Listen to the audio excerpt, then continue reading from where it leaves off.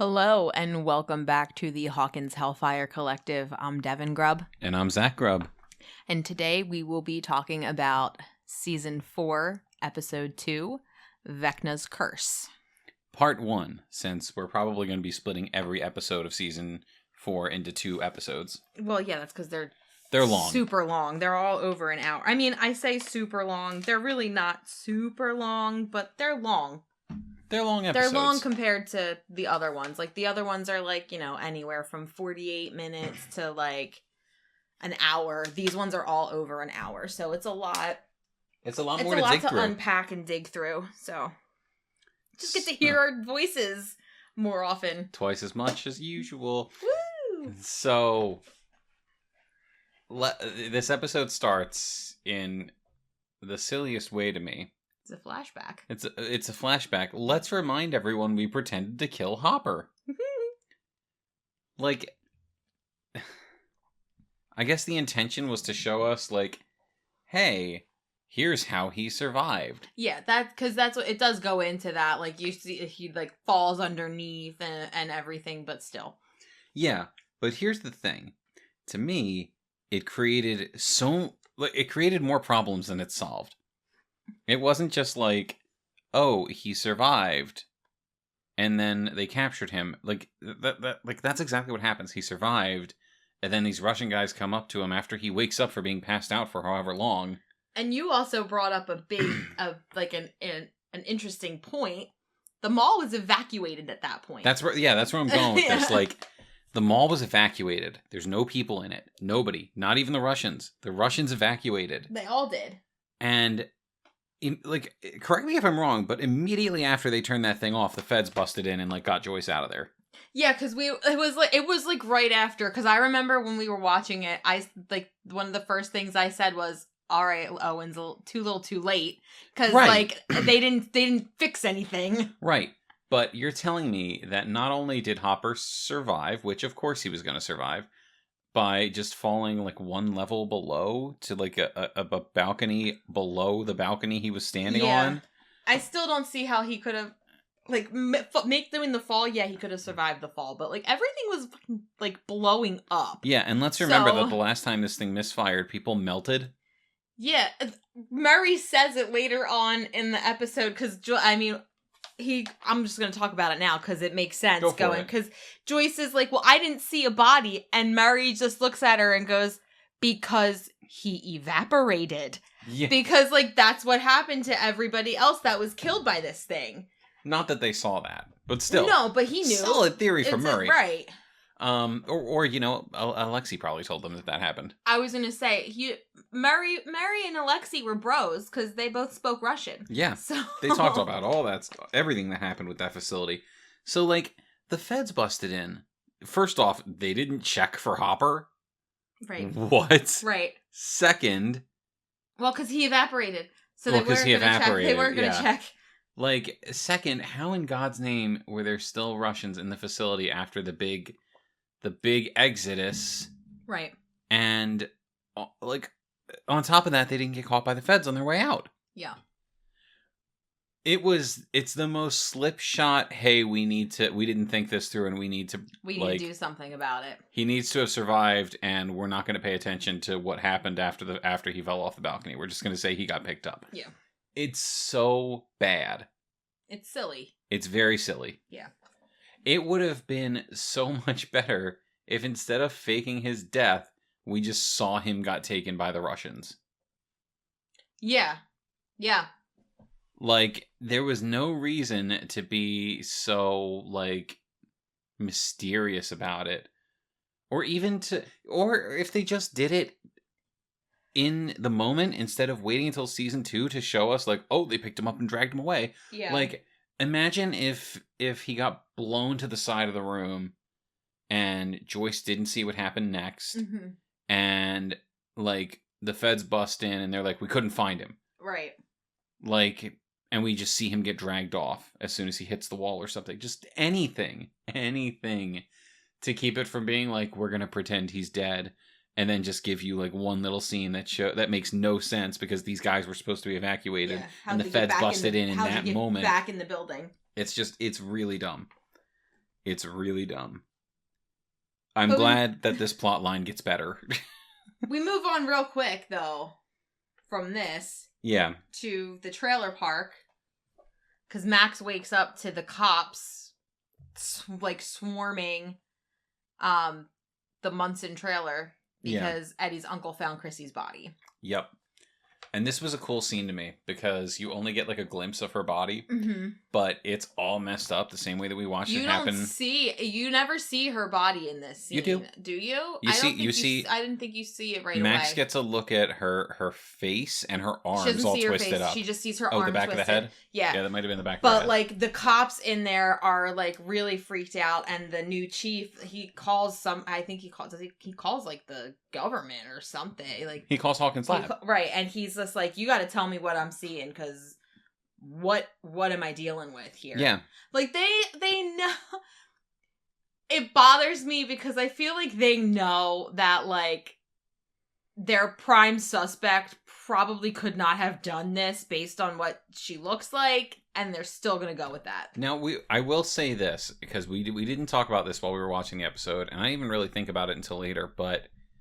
At no point do they say that they're trying to arrest Eddie. They're trying to bring him in. They want to bring him in for questioning because she was found in his uncle's trailer, right. Which makes sense. Right. It seems like everybody jumps to the conclusion that they're trying to put Eddie in jail. It was so... Yeah, I mean, in the very beginning with this stuff happening...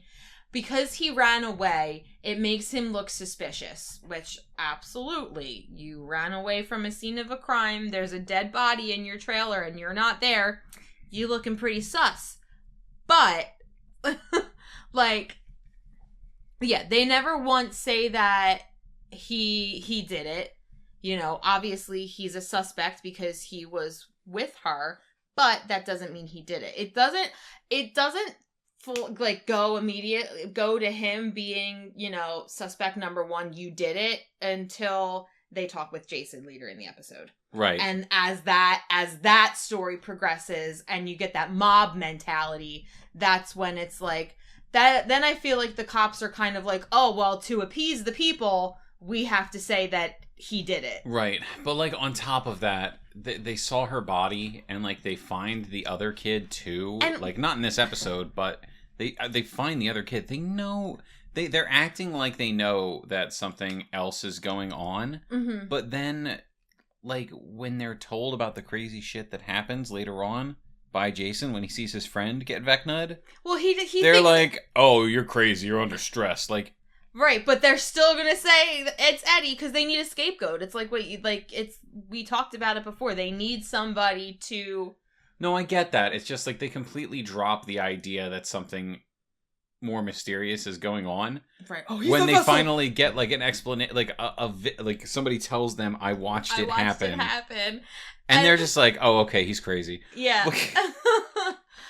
They're so bad at being cops. Cops are awful. They are awful. They're awful every season, but they're especially bad this season because they let the people of Hawkins kind of run wild after they get a pep talk from a high school senior.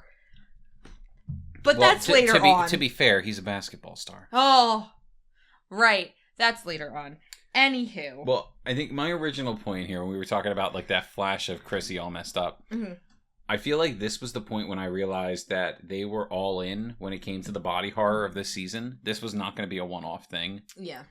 They weren't just going to show it happen. They were going to keep coming back to this. We were going to keep seeing people twisted up and mangled and stuff. Yeah. And it's scary. I like it. I don't. I always prefer when Stranger Things leans into their horror mentality.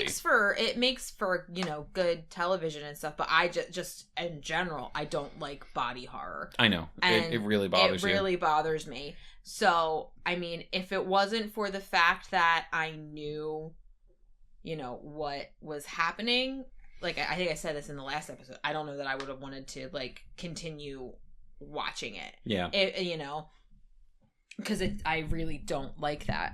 Yeah, you've never really liked body horror. It's always really freaked you out. Yeah, it's not my thing.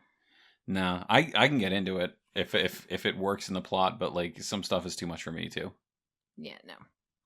But from there, Mike gets to Cali and looks like a dweeb.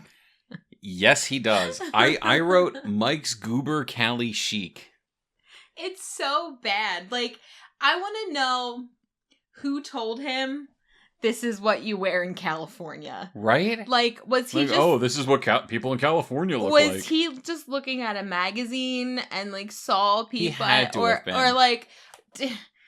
This is my new thing. So he looks up to Eddie, right? So like he tells Eddie that he's going to California for spring break and this is what he gets told to wear. Like Eddie's fucking with him. Oh, I believe that. I absolutely believe that. 100%. Like, yeah, you should wear this, and this. And he's like, okay, I'll listen to you. Like, I'm a tall, awkward, gangly mess. I'll wear short shorts and a giant Hawaiian shirt.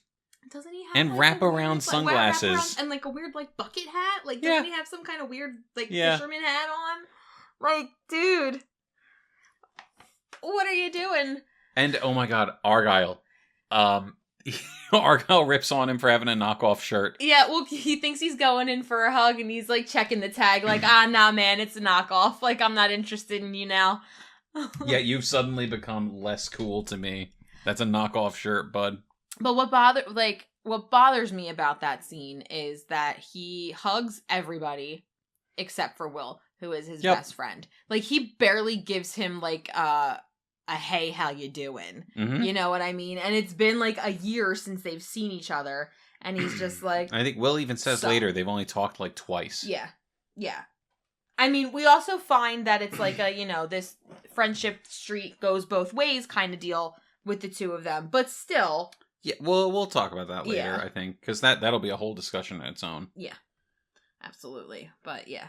And then they walk right past Mary, because Mary is arriving to California at the same time because he's checking in on Joyce because he thinks Joyce is insane. Shows up with a giant suitcase. We'll find out what that's about soon. Yeah. Oh, man. There's a Stephen Robbins scene where they talk about dating and how like they're two halves of a working person. Yeah. Because Steve's an idiot, but he has boundless confidence. And Robin's really smart, but she can't like get herself to do anything. She's like, yeah, you just put us together. And he's like, what the hell are you talking about? Let's watch Dr. Zhivago. Yeah, let's watch Dr. Zhivago. You know I don't do double VHS. That's you know what though, like... I get it though. In a time before DVDs, I get it. That was a chore. It was. It was such a chore whenever you had a movie that was 2 tapes. Like... And it just takes you out of the movie. Yeah. Like, I remember, so, that line is great though. I don't do double VHS. Yeah. Like, my mom, we had a couple, like, The Sound of Music was double VHS. And I remember both parts of that being, like, excruciatingly long. Titanic was a double VHS. Titanic was a double VHS, too. And that, like, I felt like with that one, the first VHS was super long. And then the second one felt really, really short. Because it's like...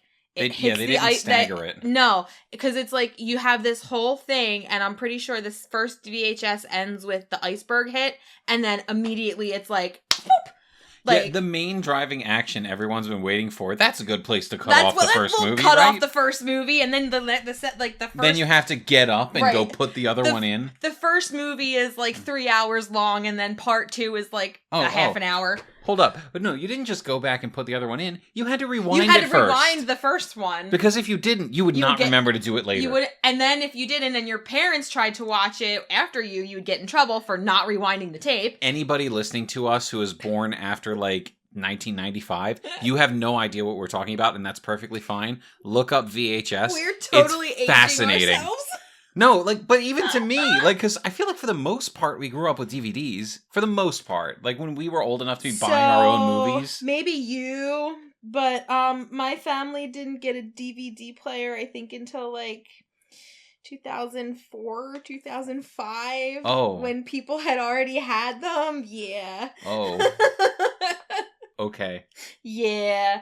Well, most of us out there most of us out there, when we were old enough to buy our own movies, started buying DVDs. It might have been earlier than that, because I remember it was a big deal. It was like a Christmas thing. Like, my parents got the surround sound in the basement. In general, movies were a really big deal for your family. Yeah, they got the surround sound in the basement that Christmas. And, like, they bought the DVD player, and I remember the movie that they bought with it because they were super excited because we were going to be able to watch it in surround sound. It was the first Pirates of the Caribbean movie that they got. That's actually really good. It was like I remember that night, we're like, we're going to set it up, and we're going to go downstairs in the basement, and we're going to watch Captain Jack Sparrow in surround sound. And it was fantastic. Someday I'm going to fit our basement with, like, speakers all across the room. And I promise you, I will get Pirates of the Caribbean on Blu-ray. And that will be the first movie we watch in our surround sound basement. I promise. Yes. Off topic. Anyway. But anyway. Yes, if you're too young to know what a VHS is or know how VHS works, look it up. It's incredibly inconvenient. Steve has a great point. Yeah.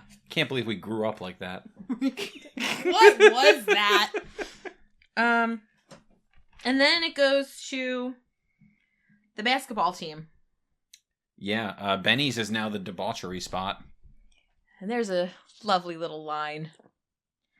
First hangover feels like you're going to split in two. Ha ha, you get split in two. Yeah, Jason tells him it feels like feels like he's gonna get split in two, and he literally gets split in half. That's how you die, bro.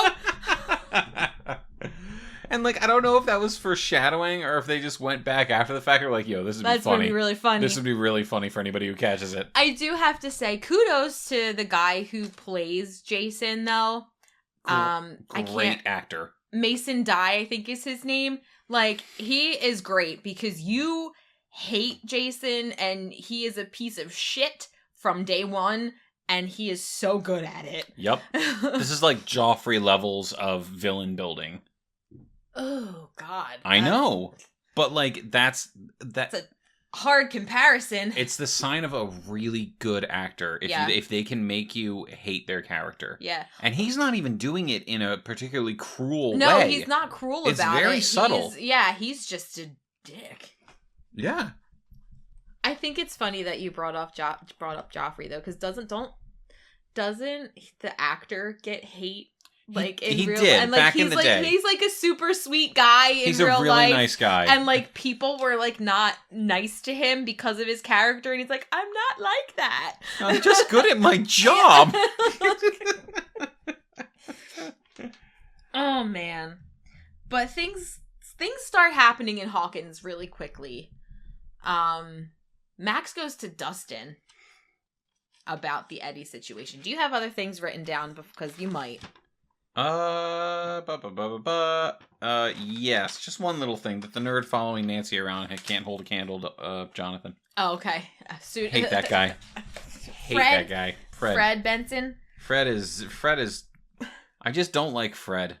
And you have every reason not to like Fred.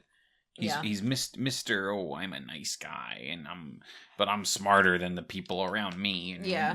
Oh, God, no, I hate that guy. I feel like we all knew that guy. We've known multiple versions of that guy. They're springing up more and more these days, and they are hard to be around. Yeah.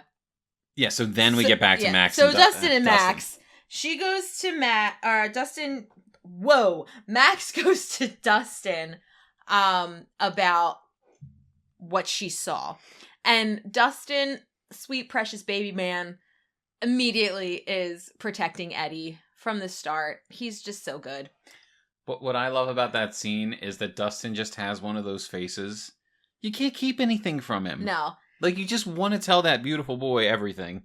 But, like, Max also goes to Dustin because she knows that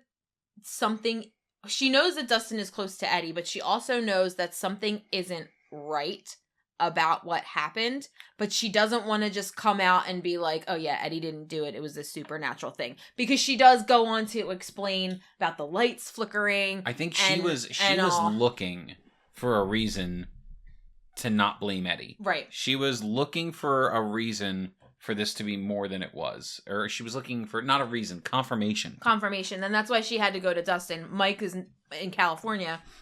I don't think she would go to Mike. I don't think she would go, but I'm just saying, Yeah. She doesn't talk to Lucas anymore. Mike is in California. The only person left that has experienced this stuff with her is Dustin. I get what you're saying, but I still think... Oh, no, she probably would have gone to Dustin first. Anyway, regardless of the situation, because Dustin is Dustin. Like, I would go to Dustin with my problems. Like, who wouldn't? Like, I feel like if she went to Dustin and he seemed shaken... Excuse me. And he seemed shaken by this. Like if his belief in Eddie was shaken, she would have been like, okay, maybe this isn't supernatural. But because Dustin was like, no, Eddie, you don't know Eddie like I do. Like he would never have done right. this. That was the confirmation Max was looking for. That like, hey, I'm not being ridiculous. Yeah. This is more upside down stuff. Right. And then he just straight up, he says to her too, he's like, why didn't you go to the police then? Right. And she went to him looking for... Right. And that's when she said, well, because this, and this also happened at the same time. Like she brings up the flashing lights and how he like ran screaming from the trailer and everything. So I have some interesting notes after this because we do go back to Murray and Joyce. I'm reading your Murray note. Murray keeps this plot line alive. If it wasn't for him, I would not care. I don't remember why I wrote this, but another note about like for real, what were those guys doing there after the evacuation? Like because I said Hopper gets captured and tortured, but how did they get in? How are they there? Right. It doesn't make sense. And also Murray agrees with us that it looks like a bad ransom note. Yeah. I love that. Oh my god. He's like, this is a terrible ransom note. He's like, this is a ransom note. A bad one, but a ransom note. And we were like that meme from Once Upon a Time in Hollywood. Right? I don't know that's where he's like pointing to the screen. Yeah, with the I'm beard not his sure hand if that's pointing the at the movie screen. that it's from, but that was me. Yeah, like he said the thing. He said the thing. Now we're back we're still in California. Well, Hop gets tortured. Oh, well, I wrote about that. It's not important right now. Well, it's not. No, is California before that? I don't know. You got Cali notes. Go for it. No, but we doubled back, so we keep going with what you said. So I just think it's funny that like, okay, we've all watched season 4. We know where this is going. I've watched it several times. Several times. Hop gets back in shape. He's Pre-dad bod. I'm having trouble speaking. Yeah, I'm picking that up like from you. I know. So pre-dad bod Hop. That's actually a tough thing to say. Tough. He comes back. He like bulks up while he's in the prison to help his escape. But when he's being tortured, this is Fat Hop. It is Fat Hop. It's Fat Hop getting tortured. And he can now withstand Russian torture with no lasting side effects. Like, don't get me wrong. I can absolutely suspend my Actually, I don't even have to suspend my disbelief to believe that Hopper, this character that we know at this point, we know, he's a cop for however many years. He was in a war. Like, he's gone through so much. Like, I believe this dude is hard as nails and will withstand torture from Russians. Like, you don't need to convince me. I'm already there. But the fact that like they cut off air and like let him pass out nearly dead and just like pick him back up and he's fine. No, like come on. They're messing him up so bad. There's gotta be lasting side effects. Yeah. And we're meant to suspend our disbelief long enough to be like, oh no, he's fine. He just, he woke up from being unconscious and now he's gonna bulk up again. Like, it's gonna take. They fucked him up so bad. It's gonna take some time. No, like come on. He had to have like a collapsed lung or something. Like they brought him to the edge of death, and there's no lasting effect on him throughout the season that we know of. I mean, who knows what season 5 will bring? If they didn't bring it up through the season, they're not going to. It's not going to happen. Who knows? I'm convinced. Like I would be so surprised. if we get back and like he tries to smoke a cigarette and he's like, oh God, I can't do this anymore. Oh, I can't do it anymore. Yeah. Oh, what is that? Plays with squirrels. Okay. We had to slip. Yeah. Boy Meets We're World. like 34 episodes in. I had to slip a Boy Meets World in there somewhere. And it had to be from the best episode of the show. Oh my God. I can go on about that episode. So good. Yeah. Anywho. So from there, we're at Rinkomania. And I'm angry. Because this is Will's birthday and no one cares. Will doesn't even remember it's his birthday. Yep. What? I don't take any notes until we're back in Hawkins. So I'm going to let you go off. What? Oh, that's all I put. That's all I had to say about it. I did write about it later on, I think. Yeah, I wrote about it later on with with Rollergate. But that's all I had to say in that moment. Was that it's Will's birthday and no one, not even Will, remembers it's his birthday. I think it's very funny that Eleven's like, I go here all the time. And Mike's just like, yeah, that makes sense. Like, dude. Yeah, you definitely do. I totally agree with you. You definitely come here all the time. That's why you look like you're dressed like Little House on the Prairie. And I totally believe that you would come where all the cool kids hang out all the time. Like, sure you do. He's dumb. He's so dumb this season. He's so stupid, and it makes no sense. Finn Wolfhard, God bless him. Ya. He played this exactly as the script told him to play it, I am sure. Yeah. But good God. This is just... Why? Mike gets piss poor writing through this season. And it's... I remember we talked about before me having issues with Mike in season 3. And I will say, I feel like we kind of just didn't talk about that at all when we went through season 3. Maybe at the beginning, but not really. But I think we kind of chalked Mike in season 3 up to being a teenager, right? With his first girlfriend, and totally. I mean, it really. Now that I think about it, he really wasn't that bad in season 3. Like, that's what I'm getting at. Yeah, like. He just wanted to hang out with his girlfriend. When you watch season 4 and you see just like how poorly this character is written, it really makes you go back to season 3 and be like, you know what? You were not bad. No, it wasn't that bad. I get it. Yeah. Like, I understand why you were kind of shitty with Will. I think. But like, even then, I forgot about this. He and Lucas are like, oh, we got to make this right. Right. We forgot about that with Will. Right. Right.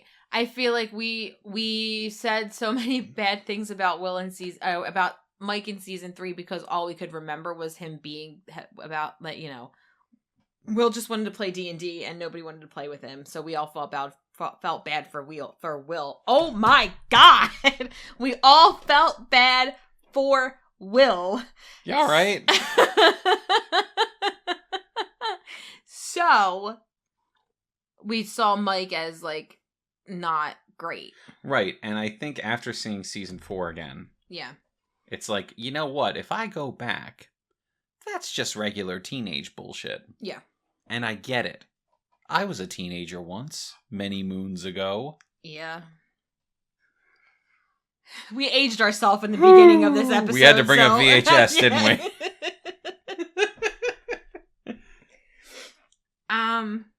Yeah.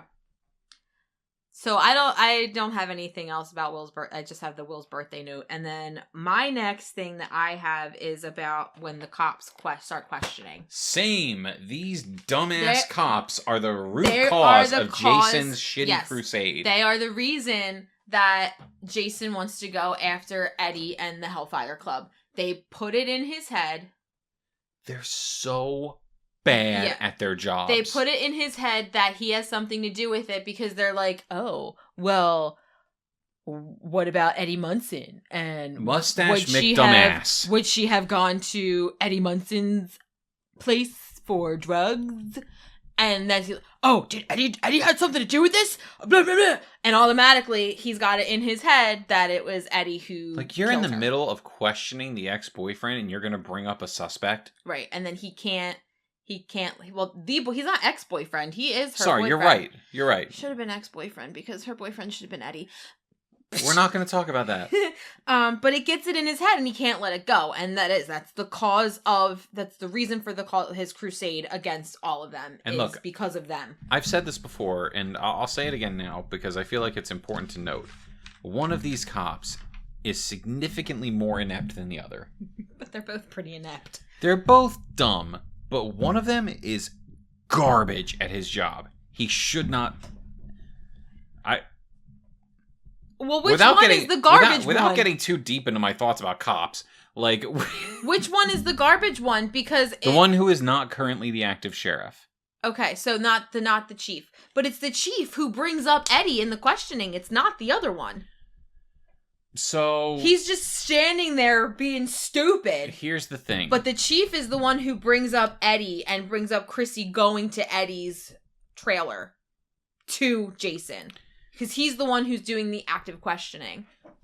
You're right, and that's true. But when they're questioning him, he is keeping this calm demeanor of like, I am trying to reach a truth. Mm-hmm. I am asking you questions to get information from you. Whereas the other guy is like, oh, I bet that made you angry. Oh, like... silly fuck. I get it, yeah. I mean, I still think it's the other cop's fault for putting it in his head. Because he shouldn't have mentioned names. Yeah. Brought up names and nothing like that. You should keep things, anonymous. But the other guy doesn't help matters. Yeah. And he worsens things as the season goes on. He consistently worsens things. He just makes things worse. Like... Couldn't he get split in two? We've got a season left, hon. It could happen. Could happen. Oh, God, that would be so cathartic. Like, he hasn't actively harmed anyone, but good God, he's so stupid. He's stupid. They're terrible at their jobs.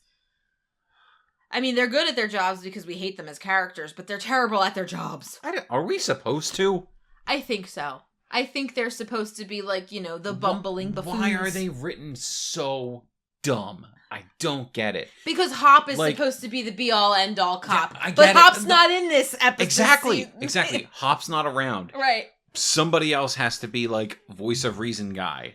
If there's not one, we get the angry mob. Chaos, angry mob, because they don't know how to control the angry mob.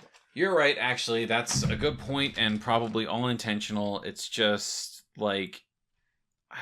God. It's annoying. It's really irritating. We're 4 seasons in and they haven't learned anything. They still have their jobs. It's irritating to watch. Yeah. Mm-hmm. Like, and not in a fun way.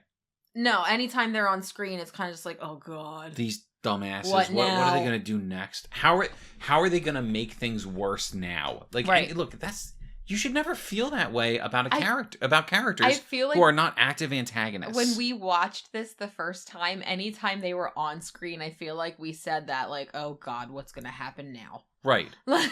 Like, at no point do I feel like, oh, these guys are in over their heads. I feel like, oh, how are they going to make things worse? Yeah. And I put that mostly on the other guy. The tall guy. The tall guy with curly hair. Yeah, Mustache man. He's awful. Yeah, I honestly put it mostly on him because I at least feel like the current sheriff is trying. He's trying. And like, if it was just him dealing with this, I would have a lot more sympathy. I really would. Yeah. He doesn't really have a good backup. No.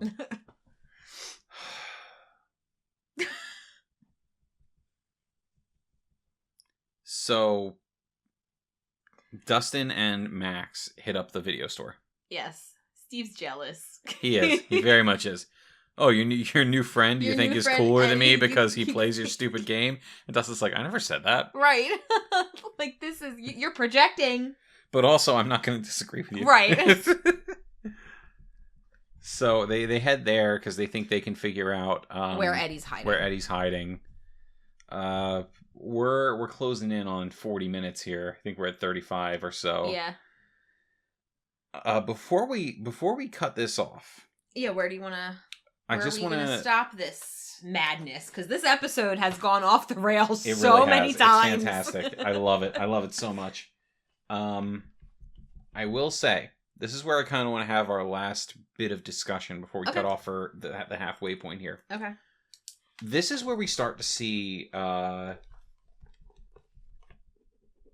Boy having his first Vecna vision. Yeah. That we know about. Yeah. So we do cut back to him and Nancy, and she's saying, like, hey, we're going to investigate this. There's a cop coming. Be cool.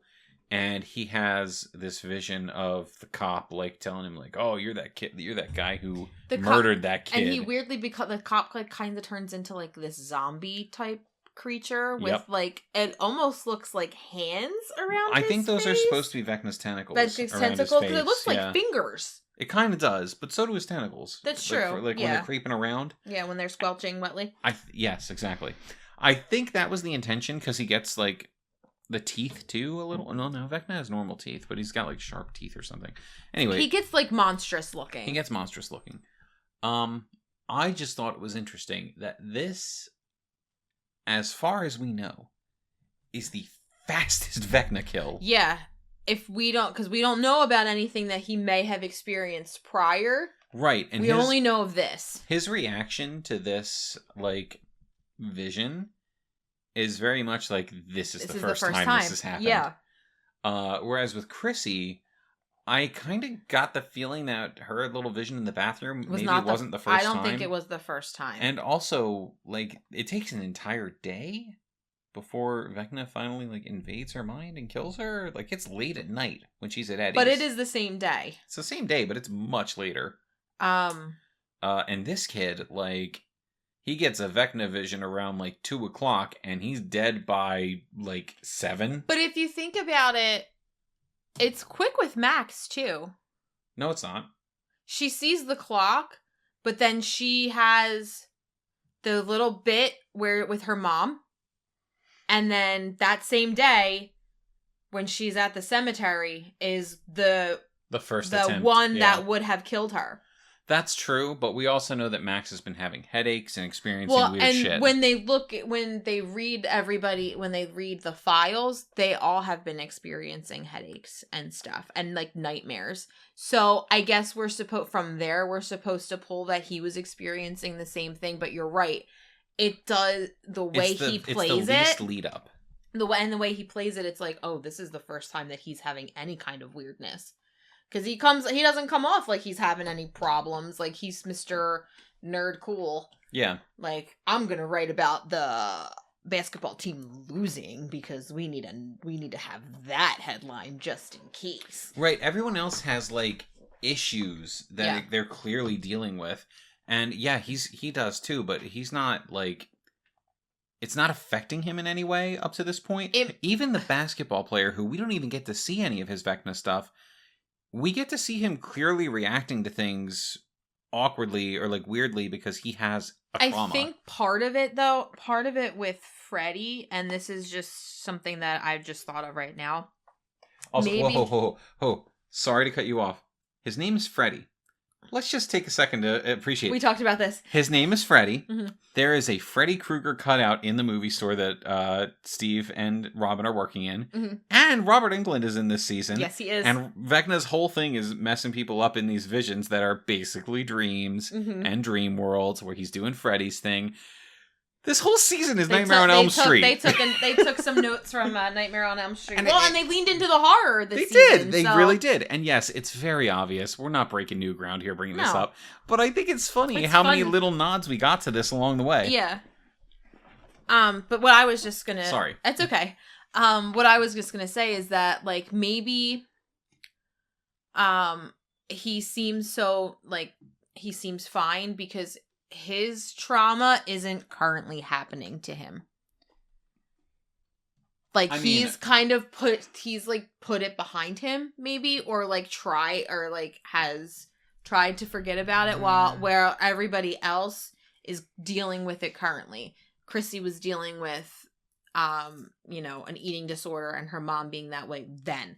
The basketball player was being abused by his dad. Max was dealing with grief and depression and everything then. You know, he could have just like, you know, this happened in my past, I'm gonna sweep it under the rug. You know what I mean? But if that's okay, so I will say, if that's true, then why was he seeing the counselor? Yeah. He you know, he does deal with it, but he hides it well. Yeah. You know? I think, look, there's nothing really wrong with this. I'm not saying that this is a plot hole or an issue. Nothing like that. I just, it struck me as him... His just comes off as very different from everybody else's. Yeah, it's very quick. It's very clean. Everyone else's Vecna experiences are very messy, and like that's part of the process. His is like, I had one vision, I had another vision, then Vecna killed me. It's very 1, 2, 3. And I understand why, because they needed to do all of that in one episode. Yeah. I get it. I just wish that when we were introduced to that character, we could have maybe had somebody mention his scar previously. Yeah. Like, we have this visual cue that, like, oh, this character has a scar. But, like, you don't even notice it. You don't really notice it before it starts bleeding when he has the first vision. Exactly. And that all happens in the same episode. All in the same thing. I think that character would have been better served if we had literally anything calling out his past or his issues. Some kind of hint to it. Even if it was something small. Excuse me. Yeah. Yeah. Bless you. Like, you know, maybe when he and Nancy are in the newspaper room, she's just like, "Hey, are you okay?" Or like, yeah, like you seem a little off today. Like just something along those lines. Literally anything. And this is, I understand. This is very nitpicky. It's not necessary. You don't need this to build this character effectively. No.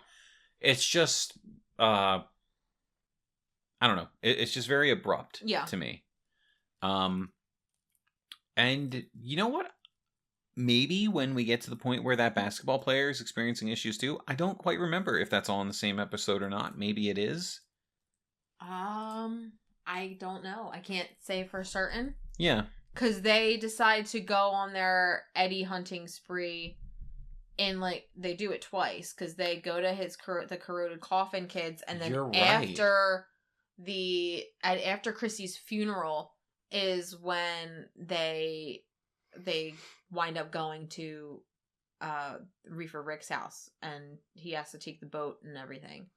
I just don't remember if we found out about that guy's issues in the same episode where he died. We do. And episodes are so long. I think we do, and I think it's after he dies that we find out that something was going on, I believe. No. We know beforehand. Do we? Definitely, because he didn't just randomly get murdered. Like, we knew that was coming. Did we, though? We did. We totally did. Okay. No, yeah, we definitely did. Okay.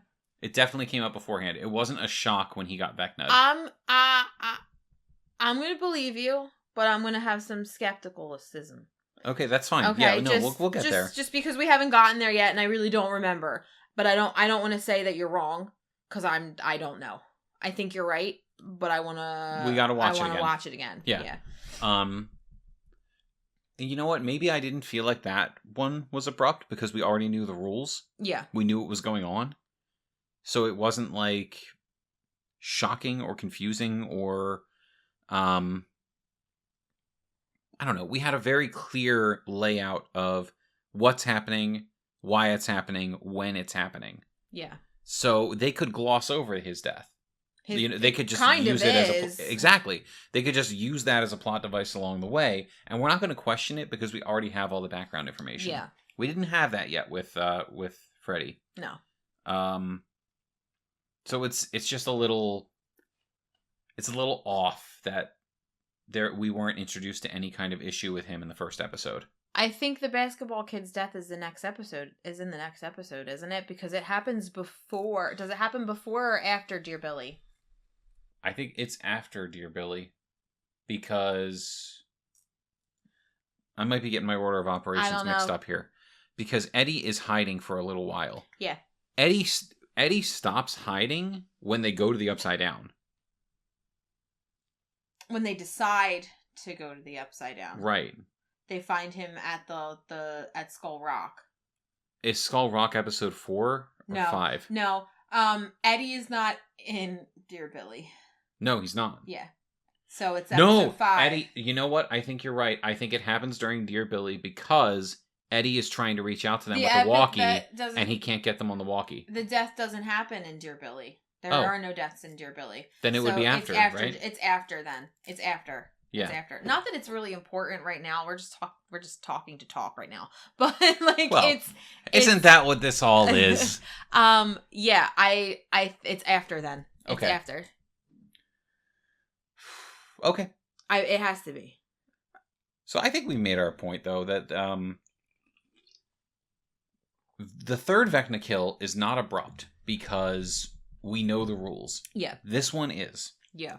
And it works really well within this episode. It's terrifying. It's gross. It's scary. I love it.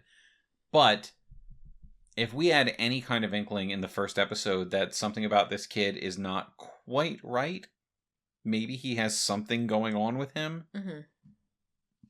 I feel like this would have been more fulfilling.